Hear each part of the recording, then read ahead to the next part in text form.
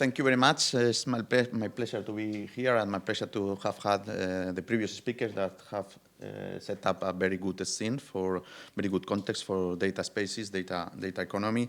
I'm Daniel Saez. I'm coming from EDIH, technology center in Spain, working for more than 30 years in data and AI technologies. I'm also present in different initiatives at European level like Gaia-X, BDVA, IDSA. I represent here also DATAMITE project, and finally, I'm coordinating, or EDIH is coordinating the European EDIH in our region, the Digital Innovation Hub. I'm gonna present this paper, our paper, which is enabling European EDIHs as data space intermediaries. Let's see what it means. About the context, we have heard a lot about the context in the previous talks, but we can consider that we are in a sweet moment with a lot of challenges and with a lot of opportunities for the European economy. The data economy is very promising, but we can see, and we are seeing that SMEs are not ready to operate in this data economy. They are not data-driven, and they need some help to monetize, to make business, and to create this competitiveness that has been mentioned before.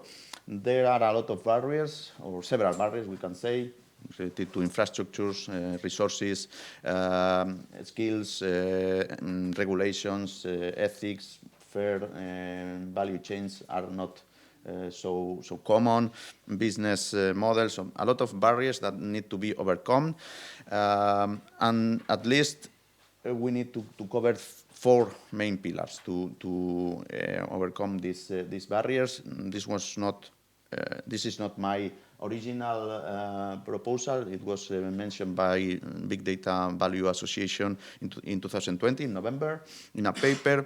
And we need, in Europe, regulation and standards in order to build on a solid basis.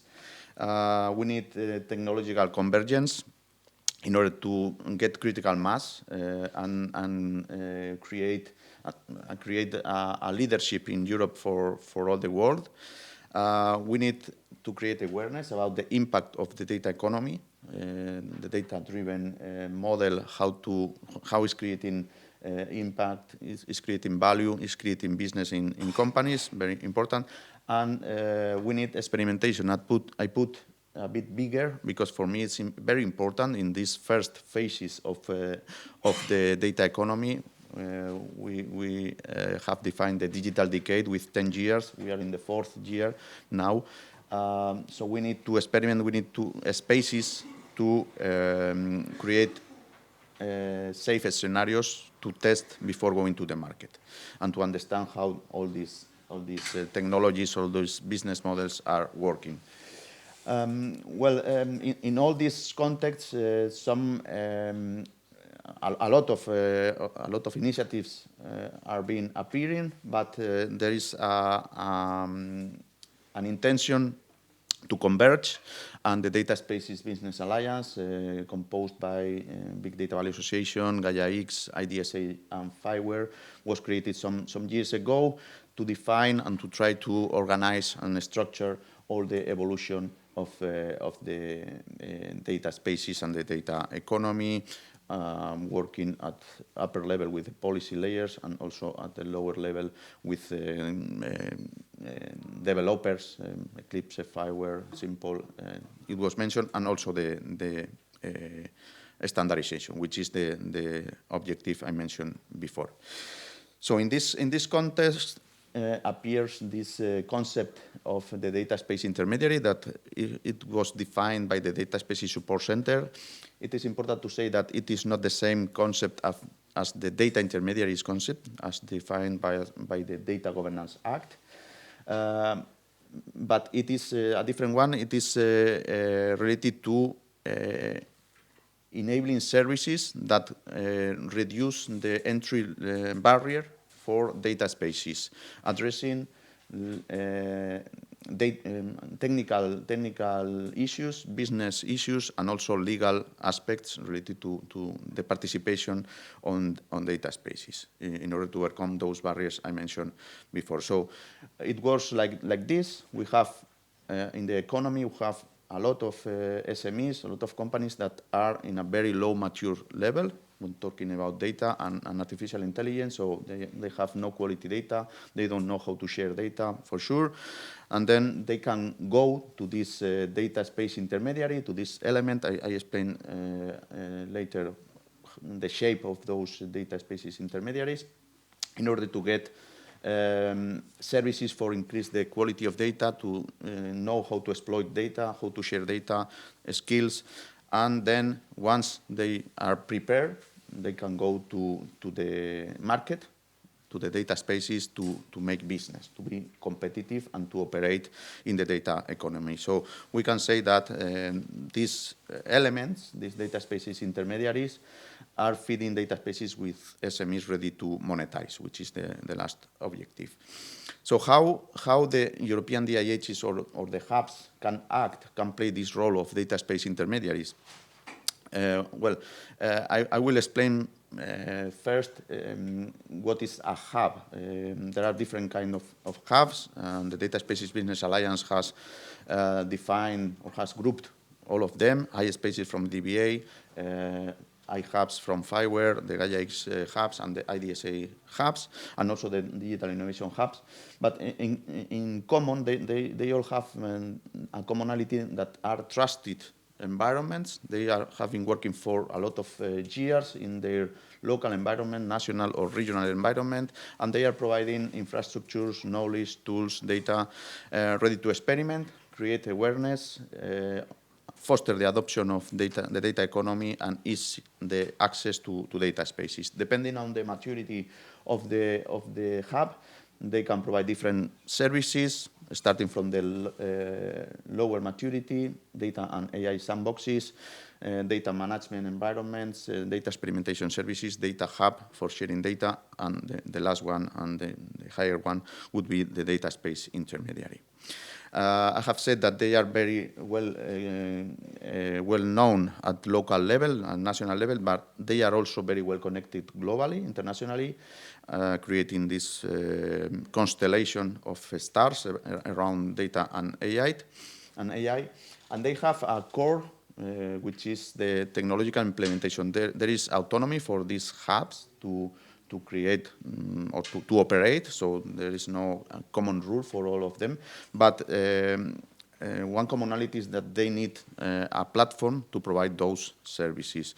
I'm going to highlight here two examples. One is coming from the DATAMITE project, which is a European project with different partners, Tecnalia here, Eclipse, IDSA, ITI.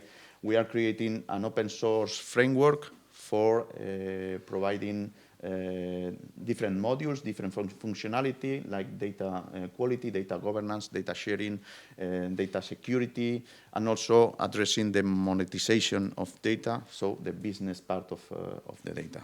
So each hub can use the DATAMITE framework, can deploy the DATAMITE framework to become a sandbox or to provide sandboxing services in order to accelerate the onboarding of SMEs in the data economy, the data spaces.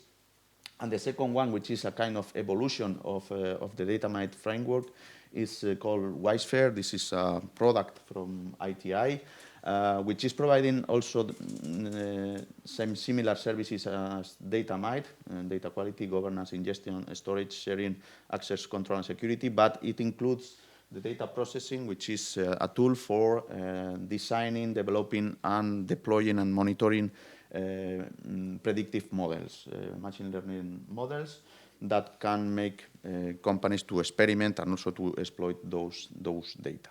It is based on open source component, as you see. I will present here very briefly some examples of how they are working. Wisephere or Hub as a sandbox. As I mentioned before, is the lower level of maturity in the services.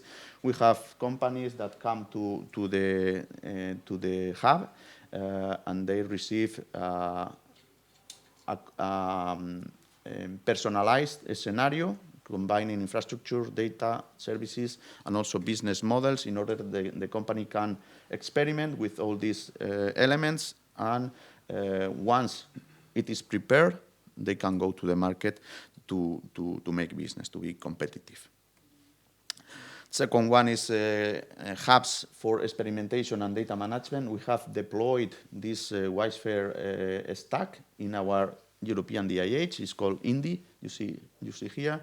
And we are providing services for companies. We are providing market services for experimentation, but also data management and skills.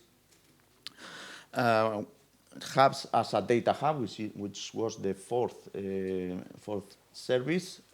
We can use this hub for sharing data in a single organization. This is not the main objective.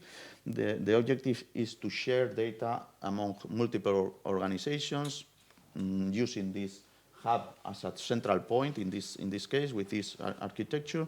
So we are creating Wisephere, we can say Wisephere bubbles that can be connected, creating a bigger data space using standard connectors, and in this case, data space protocol following or Eclipse data space components. So creating a data space, a broader data space. So as a conclusion, very brief, we can say that hubs have a very important role in the data economy to boost the adoption of the data economy. We are the principal point of contact with the companies, with the SMEs. We know their needs, and we are offering services at those companies in order to adopt the technologies. But we are also our hubs are also very well connected internationally. You can see here a logo from a project, EDIHs for Data, that have created a federation of 30 of those hubs around Europe in order to create a global, a pan-European catalog of services that can be delivered in each of the hubs. And they are connected to different data spaces. So each hub can become a point of entry, an entry point for a European data space. But still some barriers regarding to the technology, which is at the core of the hub, of the data space intermediary. Market not mature enough, and also technologies are under development. We are in DATAMITE, we are in the middle of the project, more or less. Connectors and data space protocol, they are in an incipient status, so we need to measure very well the expectation we have, because we are changing versions and so on, and we need to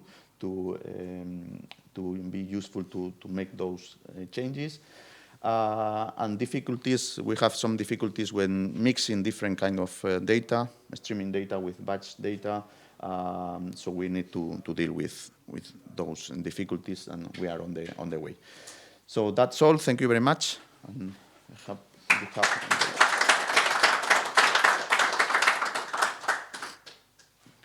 one question. Yes. How big is your current ecosystem? How many SMEs are using it? At this moment, more than 250 at our local level are using this node, we can say. I have two questions. Yep. The first one is how to specify the industry standards. For example, the Gaia-X association is defined different levels, the industry standards. Is how in this project, how to, this is specified. And this is the first question. The second question is how to deal with the semantic level interoperability. For example, for the manufacturing, they use the AAS as an administration cell, as information model, and E-class as data standards. And for other industries, mobility or the agriculture or the energy, they have different data models. Okay.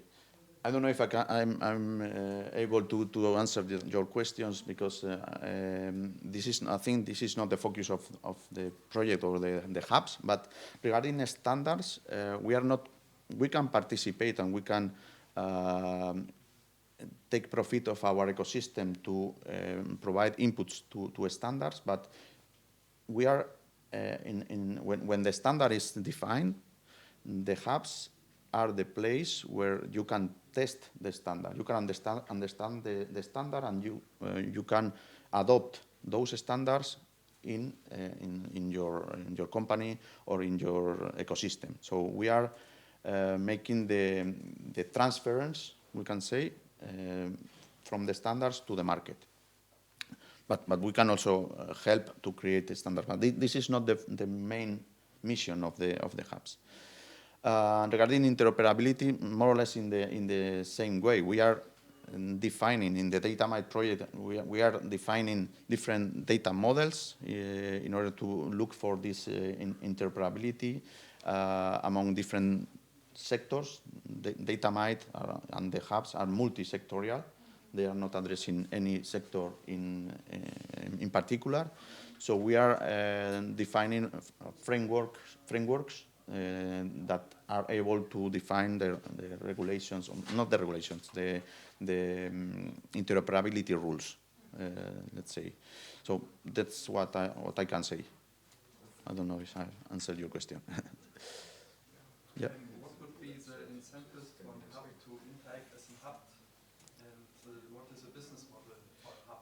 I mean, he forwards the data to the data space, but why should he do this? Well, our business model, we are providing services, and these services could not be for free. At this moment, in the first stages, we are providing the services for free because we are supported by grants from the European EDIH, for example. So the services for companies are for free. But in a following step, the services will be not will be free. So we have a sustainability model in order to mix public funds and also private funds coming from companies that are paying for the services we are providing. Thank you very much. You're welcome. Thank you. That's really very good.